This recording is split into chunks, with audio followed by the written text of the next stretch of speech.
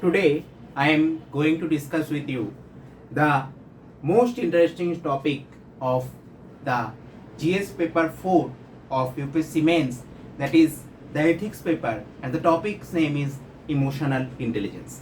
So, how to deal with our emotions?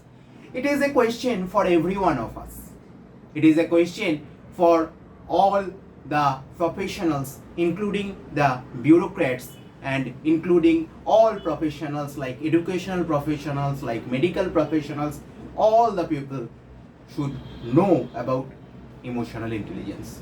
So, without further making any delay, let's start our discussion of emotional intelligence.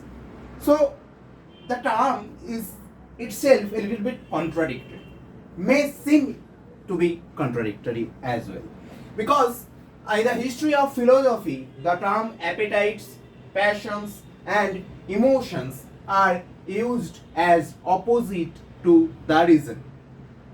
For a rational people, these kind of things like appetites, passions, and emotions shouldn't be there in that rational person or rational personality or intellectual personality, and the person who have a better understanding uh, according to philosophical sense.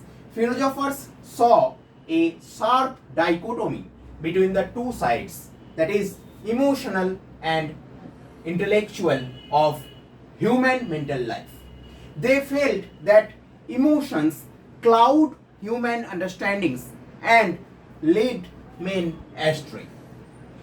However, philosophers have also recognized that a strong character grounded in sound ethics is necessary for the pursuit of good. Otherwise, a good people with weak minds and convictions will succumb to the forces of evil. Modern thinkers proceeded further and recognized many emotions as good per se.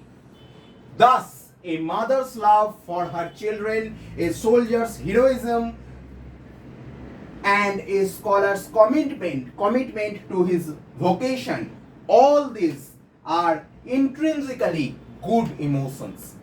These emotions are spontaneous and have no other motives underlying them. Now, let's look at the intellectual ability. What are the intellectual abilities which a public servant should have? The skill sets which public servants require fall into three distinct, though not watertight, categories. The first set consists intellectual abilities.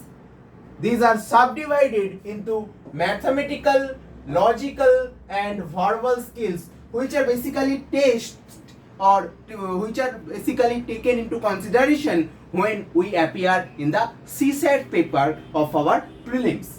Okay, mathematical and logical strengths are more or less identical. They are essential for analyzing problems, understanding their quantitative dimensions, and for structured thinking. These are the intellectual qualities which computer programmers, mathematicians, and statisticians are likely to possess as well. Verbal skills denote the ability to speak and write clearly and lucidly. They are the skills of oral and written communications. So those people who are beautiful orators, those people who basically communicate with others through their verbal skills, they have to have their verbal skills with them, or good set of verbal skills with them. Literary writers, critics such as Tolstoy, such as Thomas Hardy, T.S. Eliot, Samuel Johnson, all of them possesses in abundant measure these qualities, these verbal skills.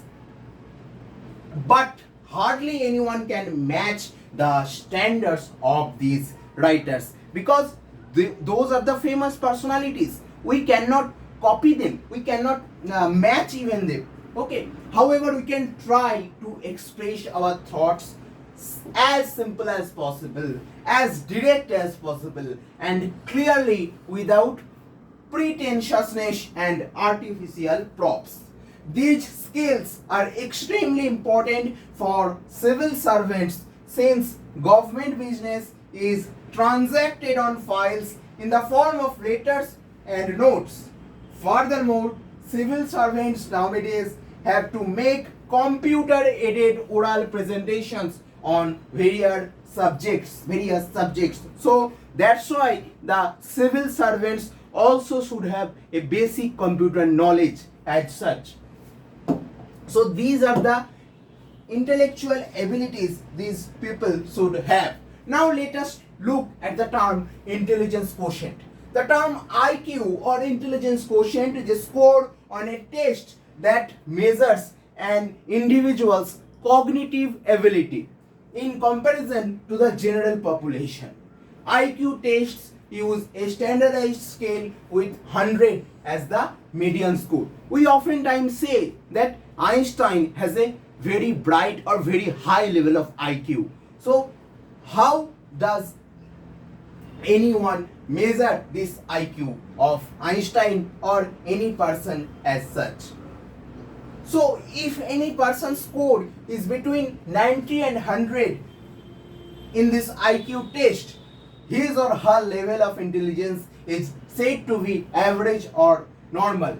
When he or she is scoring more than 130, then his or her level of intelligence is exceptionally high. And on the other hand, when the person is scoring less than 70, then the level of intelligence is very poor for that person or retarded.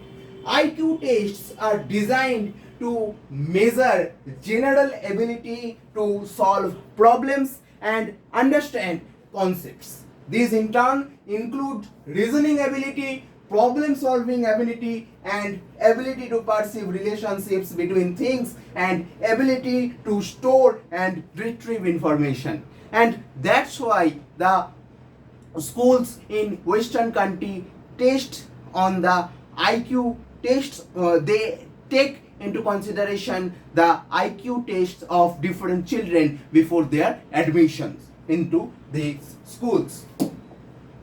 Next, come to the historical background of this IQ, and then I will come to the concept of emotional intelligence. Okay, for over 100 years, intelligence meant only the scores of these IQ tests. They were considered adequate measures of human intelligence. That means intelligence of or human intelligence, so as to say, is only that part of the IQ or intelligence quotient only, so as to say.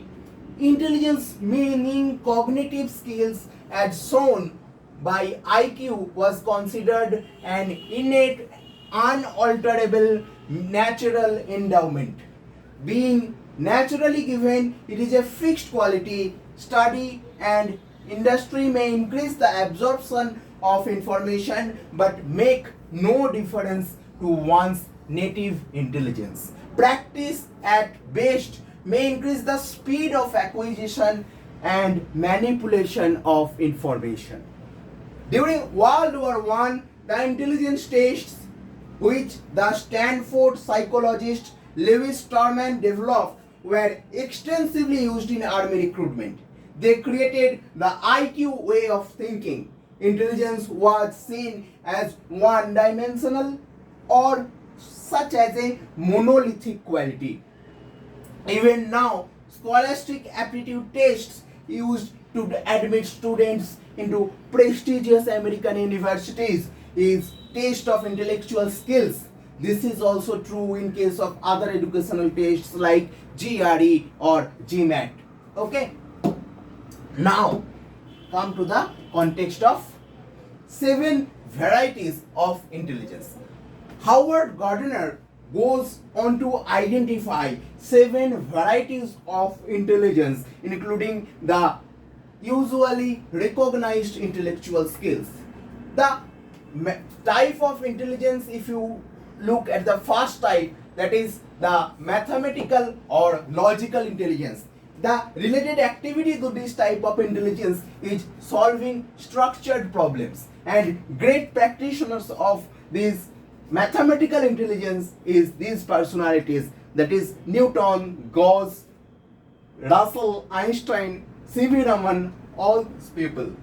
Those who have best linguistic intelligence, so as to say, they are basically good at literature, like Milton, like James Joyce, Taggart, all these personality.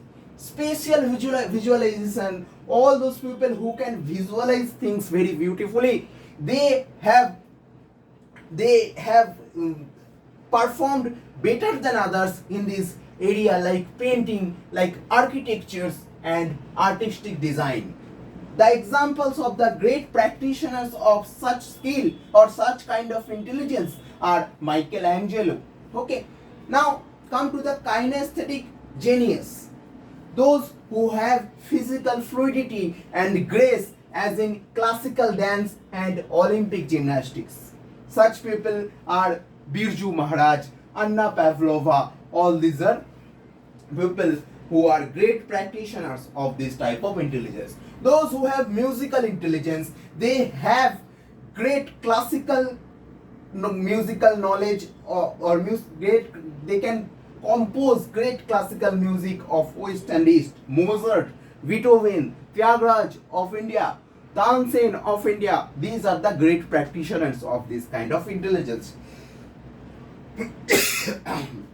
Sorry. Now come to the interpersonal intelligence.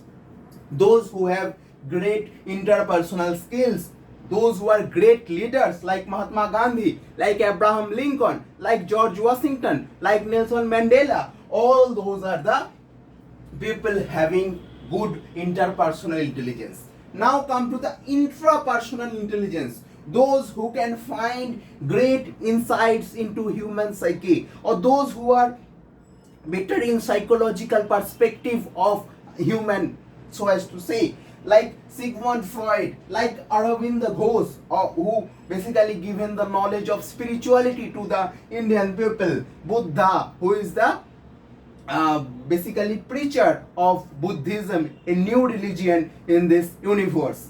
Those are the great practitioners of intrapersonal intelligence. So these are the 7 varieties of intelligence, how Howard Gardner classify this kind of intelligence.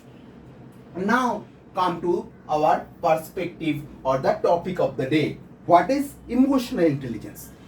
So there is a good book, I have already said in the previous lecture. There is a very famous book of Daniel Goleman on emotional intelligence, and you should read that book to know about emotional intelligence and why it is necessary for people like us to have emotional intelligence or to be emotionally intelligent, so as to say.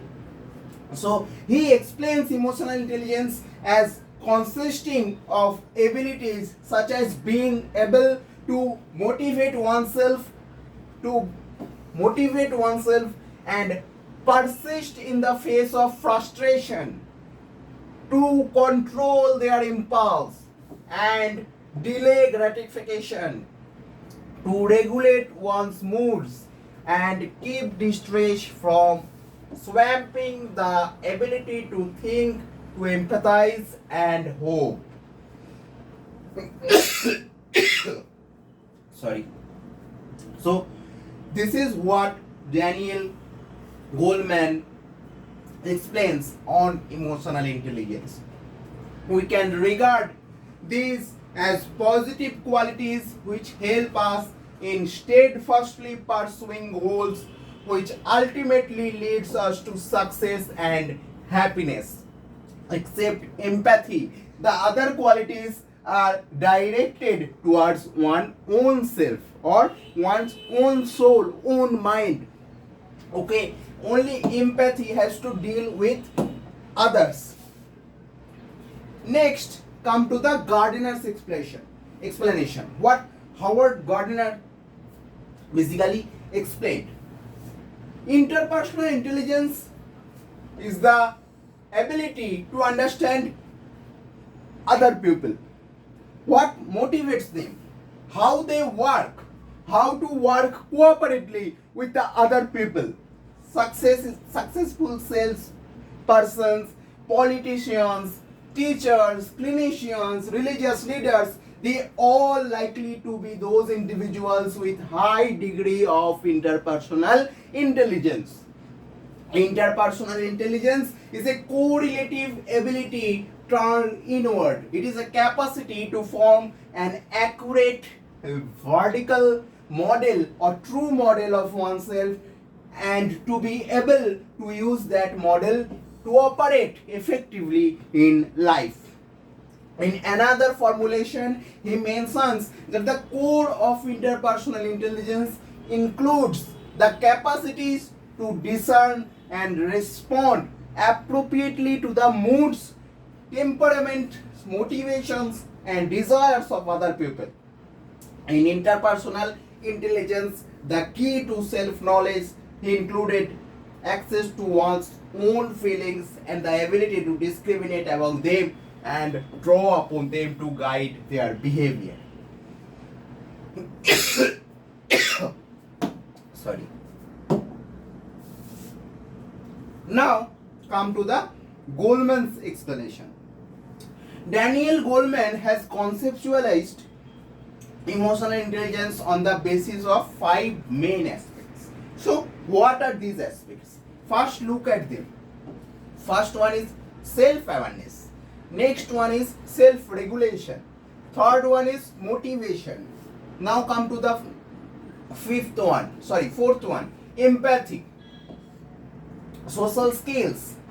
So these are the 5 main components of emotional intelligence. Now look at them one by one. So what is self-awareness? The what itself means the ability to accurately assess our own feelings at any given time.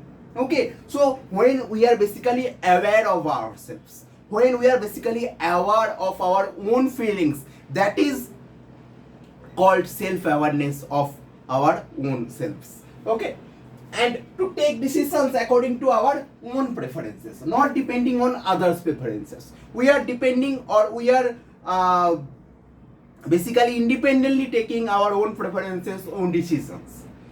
Another dimension of self-awareness consists in making a realistic assessment of our capabilities and acquiring an adequate degree of self-confidence. This is one more dimension. Now come to the self-regulation. How you can delay your gratitudes. Okay, how you can control yourself. That is the context of self-regulation. This aspect implies to control over own emotions so that they help and do not hinder the task at hand. Means when you are studying a topic, if something comes to your mind that let's watch a web series or an episode of a web series, that should be controlled. That kind of emotion should be controlled by yourself, and that kind of self-control what you should possess. Okay. It also implies sincerity of purpose and the willingness to delay gratification of tempting immediate pleasures. So you can think that I should consider taking the path of immediate pleasures. Like you can think of watching movie, you can think of watching cartoons or anything, watching anime, anything, watching some YouTube entertainment or YouTube shorts video. Sorry. But for your own purpose, for your own reason, you should delay those kind of immediate gratification. You should have control over these kind of emotions. Okay. Finally, it means that one is able to bounce back quickly from emotional stresses, like the situation of frustration, like the situation of depressive mood. You have to come back from this kind of low situation or of or feeling emotional low, when you are feeling emotional low, you should come back from them, or you should at least know the way how to come back from this kind of situation. Next come to motivation. This involves relying on our strongest preferences to guide and move us towards our cherished goals. I always say these things, that motivation should come from our own selves. You shouldn't watch some motivational movies or motivational videos to get motivated. Motivation should come from your own self. Okay, it strengthens and encourages our drives toward self improvement, and it makes us persevere even when faced with heavy odds and grim prospects. When you basically fail in an exam such as UPSC prelims of 1 year, then you should have such kind of perseverance, and you should have a kind of self motivation in yourself to come back into the journey for the next year of the preparation of the examination. So that is that kind of motivation you should have. Okay, so now come to the fourth perspective, or come to the fourth aspect of emotional intelligence, that is empathy. What is empathy? I'll come to the detailing of empathy, but first discuss what is this. This is the ability to sense what others are feeling. You should at least feel what others are feeling. If you should at least feel the other people's pain. Okay, it enables one to look at things from the perspective of others. You should know what the perspective of the person in front of you. Okay, it implies readiness to have rapport and adapt to diverse groups of people. Now come to the last aspect of social skills. This consists in ability to handle emotions in relationships, accurately understanding social situations and network, behaving smoothly with people using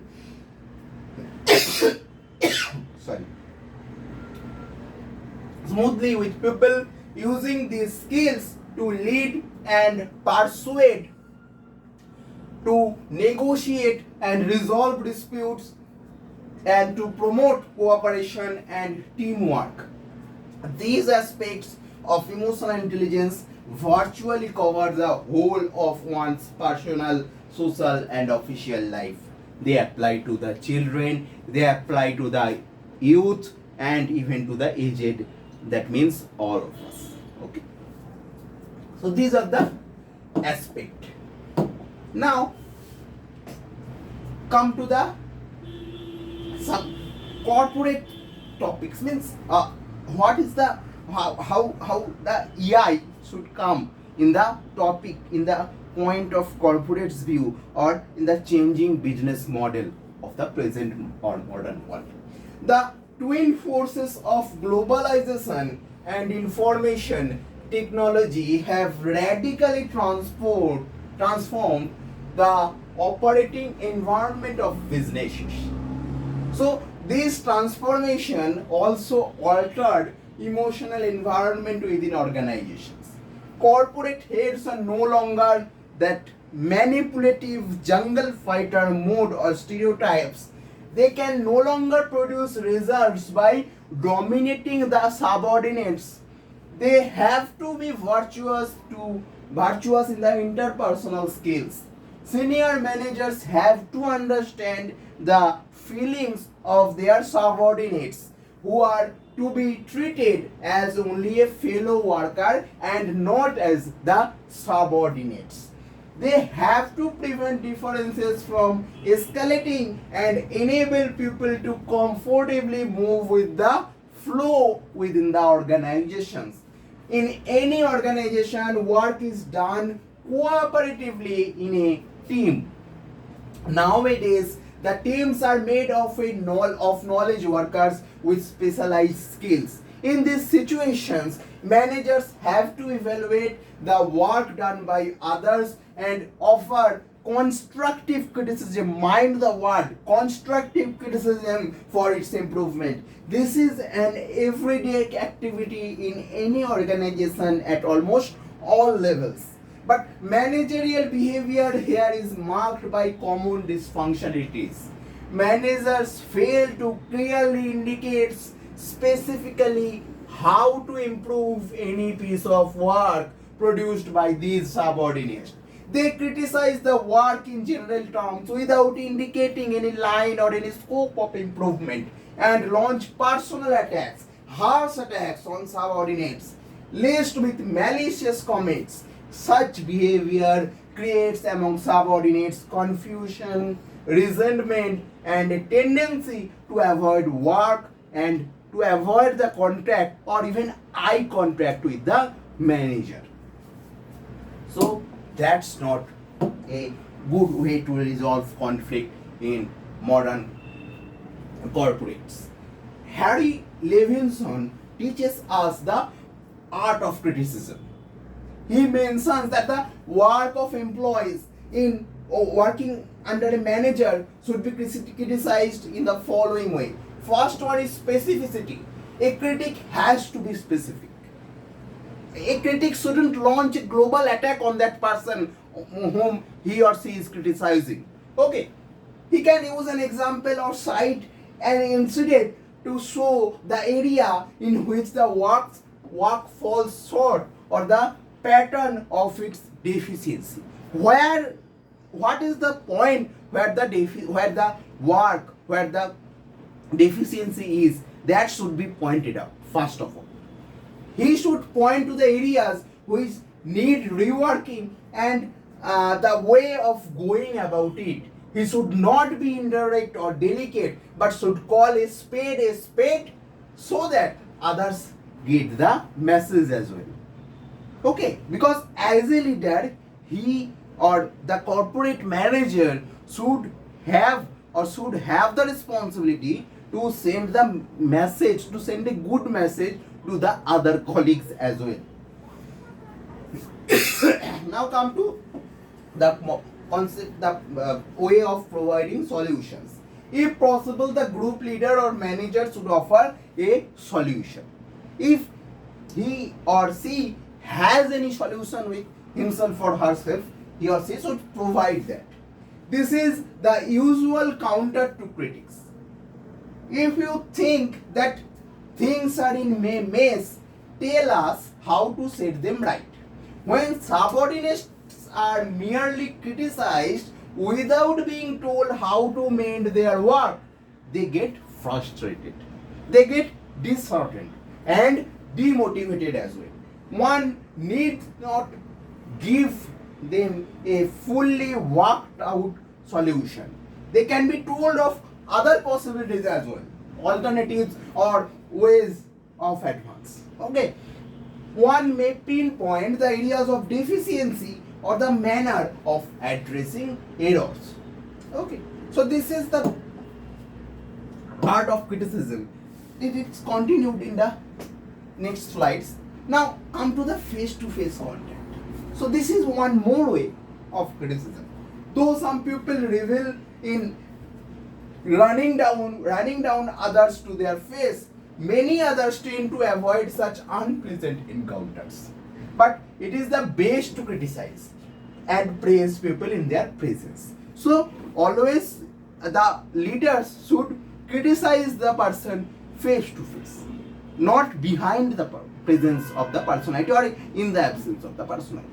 Okay, so sending along note of criticism or praise will not have the same impact as a one-to-one talk. It promotes dialogue, reduces distances, and forces managers to squarely face up to their responsibility. So face-to-face contact has to be there, not by sending notes or emails or these kind of things. Now come to the last way, that is empathy. Criticism should be based on empathy or on understanding sympathetically the viewpoint of the others. Otherwise, it will breed ill will. Daniel Goleman says of destructive criticism as well. Instead of opening a way for a corrective, it creates an emotional backlash of resentment, bitterness, defensiveness, and distance between those workers, between those colleagues and the leader. Okay. Now, come to the receiving end. How the workers should receive criticism as well. Levinson also gives the following advice to those who are at the receiving end of criticism. Now, they should look upon it as a means of improvement and not as a personal attack on themselves. They should avoid the tendency of defensiveness. Cool down for a few days and discuss matter with their manager. They should not try to defend themselves only. They should think that they should be open to criticism, that they have to correct their own mistakes. Okay, consider criticism as an opportunity of working with your critic. So criticism must be taken or accepted with thanks. Okay, emotional intelligence enhances the group IQ of an organization. Group IQ can be thought of as a summation of the IQs of individual workers. Lack of emotional intelligence can bring down the group IQ, and the group IQ is the key for the success of any group or any organization, so as to say. Now, what are the new management tools? Management has to rely more on persuasion rather than ordering people around. In this situation, use of social skills for gaining influence and communicating ideas has become more important. The following ways are vital for this purpose. Influence. Deploying suitable means of effective persuasion. Communication. Good communication skill. Good conflict management skill. Leadership and acting as a catalyst for change. I will come to the detailed discussion of each now. So, how to grow your influence or how to influence the people around you? It is not an easy task. Influence involves winning over others to support our own point of view. It may be hard to influence people who have closed minds or absolutely rigid views. Sometimes their differences of them are irreconcilable. However, in many situations, the aim is to persuade people to adopt one view instead of other. In such situation, one has to present facts and arguments in a manner which will appeal to the listeners. So, when you are countering some other point of view, you should prove that point. You should present facts or arguments to prove your point of view. That is in contradiction with others. Okay. The matter has to be explained from their perspective, highlighting the advantages they will gain if they follow the right point of view given by yourself. Open advocacy for a particular line, ignoring other alternatives, often leaves people unconvinced. Okay, so people have to be influenced indirectly. To gain influence, it is necessary to build coalition and create support. People are receptive to ideas conveyed through dramatic incidents and telling examples. So you should convince people through telling in a dramatic way or telling examples as well. So this is how to influence people. Look at the example of our history teacher in our schools. At one point of time, we are very we are not open to historical facts. Means, like me, I think nobody would like to attend the history class. Okay, so at that point of time, those facts of history, our teachers presented before us in the manner of a drama. Okay, those facts are presented in a dramatic manner so that we can accept those facts, those historical facts. We started to have our interests in history after that. So that is how to influence it. Once a teacher becomes influential among his or her own students, the student starts enjoying his or her lecture. Okay, so that is the way to grow influence.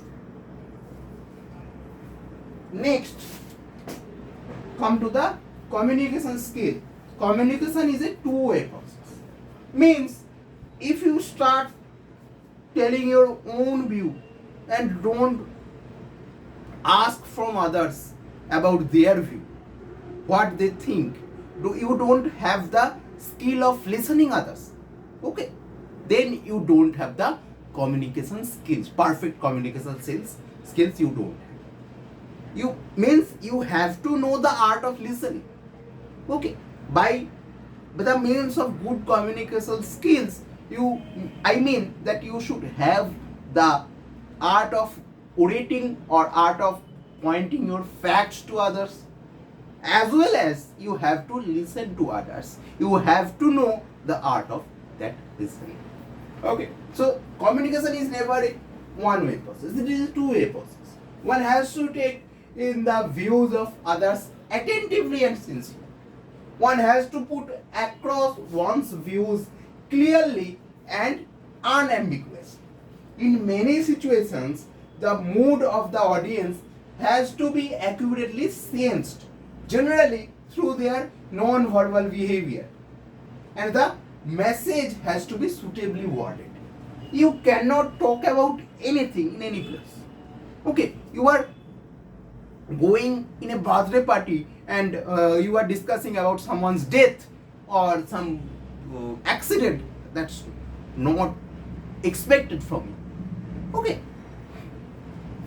so in if any difficult questions crop up, they should not be avoided but should be addressed directly and honestly.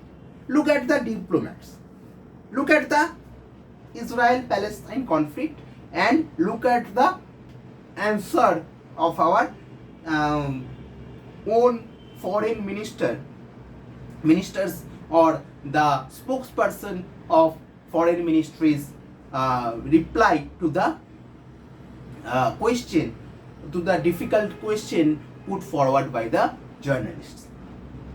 When the spokesperson makes them clear about the stand of India about the conflicting situation, he makes it very clear.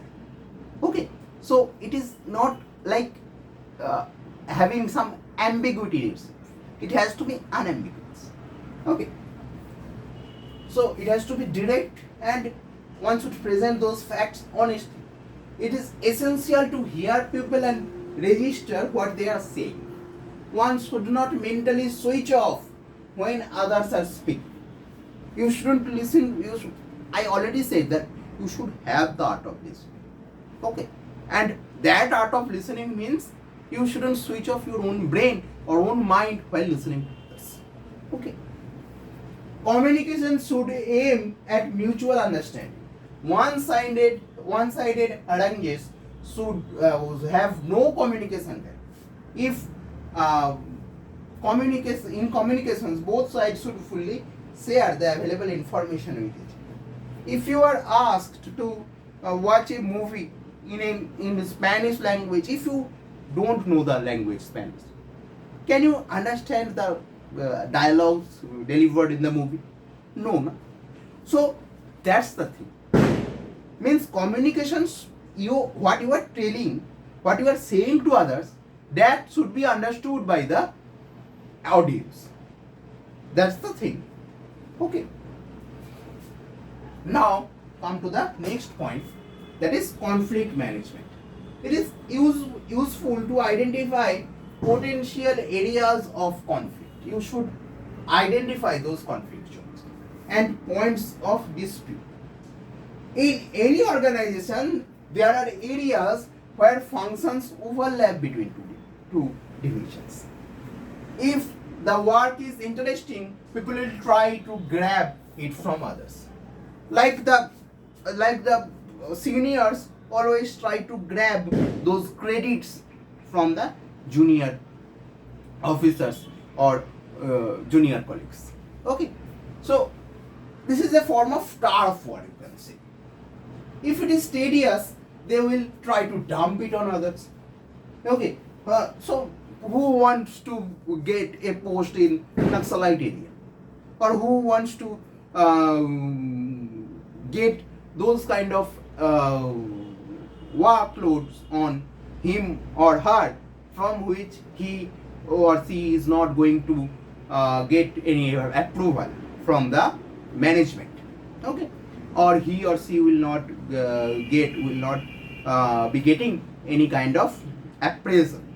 Okay, so some managers are antipathetic to one another, and there are cliques and groups.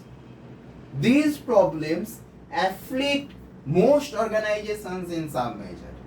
The best way of addressing these problems is to bring them into open and arrange discussions between the concerned people to iron out differences. Open and frank debate is the simple means of settling such differences. Solutions have to be so devised as to satisfy all the parties to the dispute. So this is the skill of conflict management. Now come to the leadership roles. Leaders have to act as a catalyst for change. This is particularly critical now when many new programs and policies are being put on ground. New or innovative work methods change old procedures and settled routines. There were people who, when computer basically were being adopted fast time in the offices or in the parties, in the basically schools or anywhere, okay, in the work organizations. Some people were there who basically resisted, but those people who had good leadership roles, they basically insisted. They tried to convince people, or they acted as a catalyst of change. They create unease, since these new technologies create unease, since people in those organizations are used to do with old ways. In those days, people are used to work with pen and paper. Okay, new processes involve what are known as learning curves, which people have to traverse. The process requires learning, effort, and getting used to. So these things, learning, effort, and getting used to, are not so easy. Okay, that's why people resist change. Leaders can manage change in the following ways. They have to recognize the need for the change. Okay, so it is a tedious process to do a huge load of work with some pens and papers. It is easy to do that with computer knowledge. Okay, they have to explain to others why the status quo is no longer viable. Okay, you should point out those facts, because why you should point out those facts and the reasons in favor of the change, why you are making those changes, okay, or why your organization is making those changes. They have to be vocal and open in pursuing change and form a group to drive the change. They should adopt the new processes in their working and set an example to others. You yourself, when you yourself are not using computer and telling your subordinates that you should use computer, you should avoid pen paper work, that's not looking good. Okay. So next, so the last quality or set of quality which an individual should have to be emotionally intelligent: empathy. It is the most important aspect of emotional intelligence. It is the quality which enables government servant to address the problems of the poor, deprived, and the vulnerable sections of the population. It lies at the root of human altruism and concern for others. Its total absence leads to criminal psychopathic behavior, as in killers, rapists, and child molesters. Those people don't have any empathy. Okay. Self-awareness opens the gates to empathy. If one cannot gauge one's own emotion, he will hardly know the other's feelings. The inability to observe the feelings of others is a notable failing of emotional intelligence.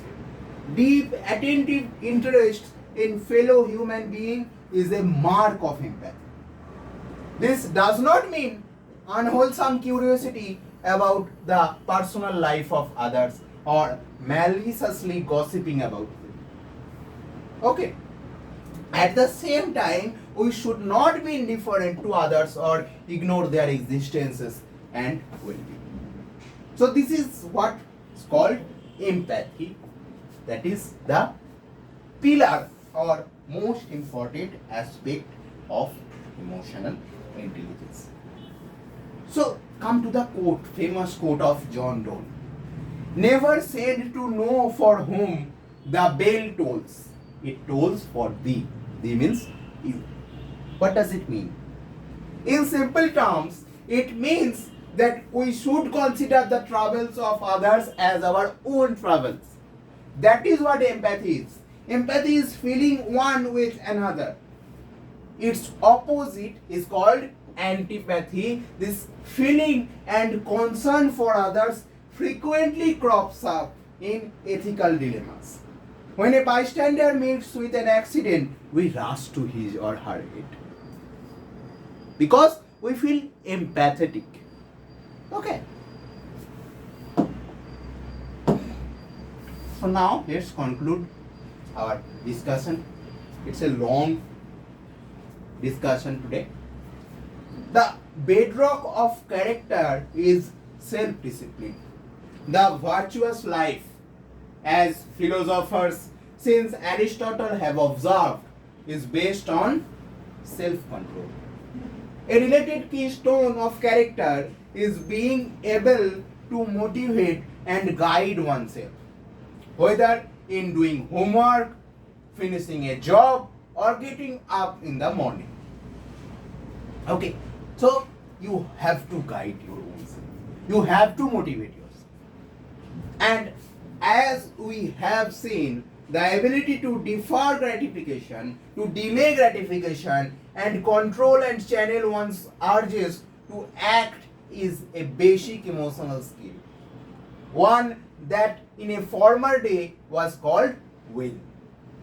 Being able to put away one's self-centered focus and impulses has social benefits.